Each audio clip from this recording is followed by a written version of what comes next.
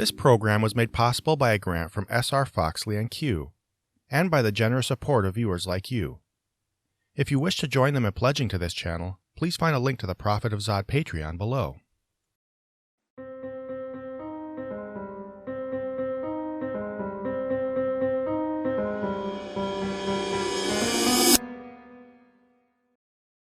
You may have noticed that in conversations I and others have recently had with S.J. Thomason, she can't seem to let out a breath of air without using it to utter the words Hitler or Nazis, especially when talking about the moral argument.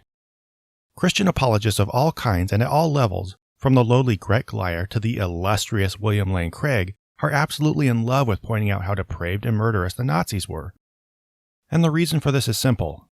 To them, Nazis provide a clear example of how horribly wrong things can go when we don't anchor morality in the objective standard provided by God and His Word.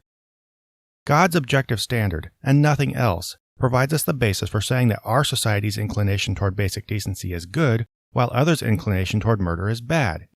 And without this standard as part of our moral framework, empathy itself cannot anchor morality. So when we remove God from the conversation, as we did in the increasingly secular 20th century, everything goes off the rails, with the idea of morality becoming so confused by cultural relativism that an entire society will think murder is right instead of wrong if that's what they're taught.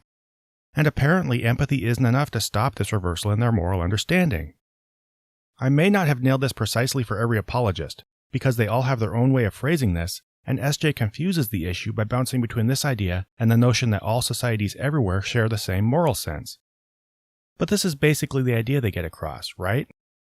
However, they are absolutely and without question dead wrong, and not only that, but fundamentally misguided, or misleading, about the mentality of the German population and the reasons for the Holocaust.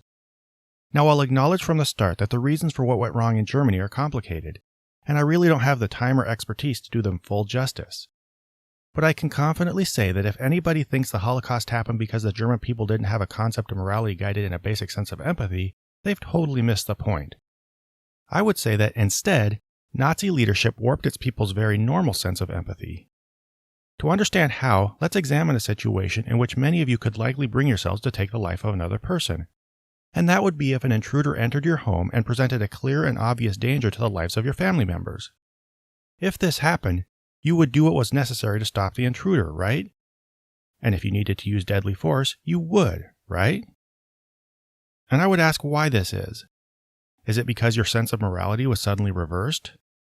Is it because you have no empathy for the intruder? Because you think murder is okay? No, and you probably understand that empathy does not and cannot lead you to avoid ever harming anybody. This is because empathy, while vital, is one of the many complex instincts that work together to ensure our survival as a social species, and there are a couple things about it that we need to keep in mind. First, you don't feel empathy equally for all people. You usually feel it most intensely for your family and close friends, and it becomes progressively less tangible and immediate as you work your way out to people you have less exposure to, are less familiar with, and have less understanding of. We can't do everything for everybody, so we generally tend to focus on helping those closest to us. And because of this, second, our instinct for empathy has the ability to drive us toward tribal behaviors. Our focus on being more empathetic toward our own than to others leads to an instinct to hunker down and protect our tribe against everything coming from the outside. And this instinct is important to our survival as well, because without empathy we'd have eaten ourselves alive, but without an instinctive preference for our own kind and suspicion of outsiders, we'd have quickly been destroyed by invaders. So if an intruder enters your house, you'd probably take lethal force if necessary to protect your family, not because you wanted to see the other person dead, but because you wanted to protect those closest to you. Paradoxically, your empathy for your family led you to take action against, and possibly the life of, another person. Now, along with the fact that you had to kill this person to protect your family, there are two things about him that probably made the act more palatable.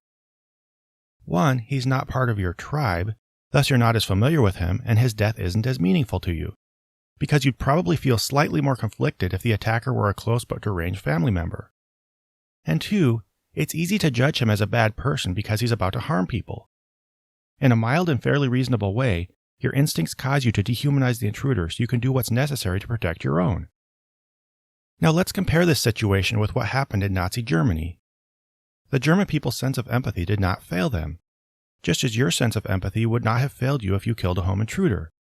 Nor did they suddenly think murder was okay. In fact, I'd argue that by and large, most of them valued life the same way we do.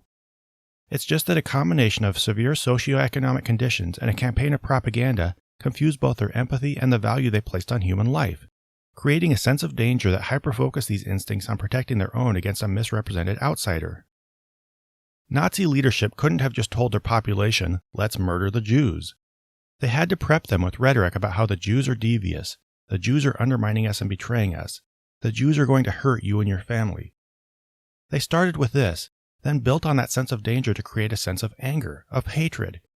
Just as your desire to protect your family could turn toward blind rage against whoever dared enter your home and threaten them, and let's be real, you don't know whether this would happen unless you'd experienced it, the desire of German citizens to protect their family was used to create a sense of blind rage against the outside invader in the shape of the Jew. Ultimately, just as your instincts might dehumanize the intruder, turning him into an abstract threat against your family, this instinct was used to dehumanize the Jews, turning them into an abstract threat against the German's family, along with his broader tribe of neighbors and ultimately nation. The fact that the Nazi leadership had to do this, that they had to confuse this virtuous and healthy instinct to protect your own by casting outsiders as invaders, shows that their people were normal. They had empathy, and the population was fundamentally decent as a body. But they had a fear that all of us share, or would share if we were ever placed in immediate danger at the hands of other humans, and that is fear of the outsider, fear of the other. Once that is successfully triggered, even through manipulation, all of us become capable of things that would surprise us. Thus it was not an absence of God's moral standard, but the manipulation of our survival instincts that led the German people to tolerate the Holocaust to the extent that they did. Of course, all forms of intimidation and deception played a role, and I'm simplifying to get at the root of the basic problem. But the point is that we do not need God's standard to prevent atrocities. What we need is to be introspective about our own instincts, about the ways they can be manipulated with rhetoric to create an exaggerated sense of danger against an outsider. If anything, fundamentalism doesn't move you away from atrocities against groups of outsiders. It makes atrocities more likely, because it trains its adherents in the exercise of dividing the world between groups of the wicked and the righteous, and of rationalizing biblical atrocities in hindsight, which preps you for rationalizing atrocities in the future.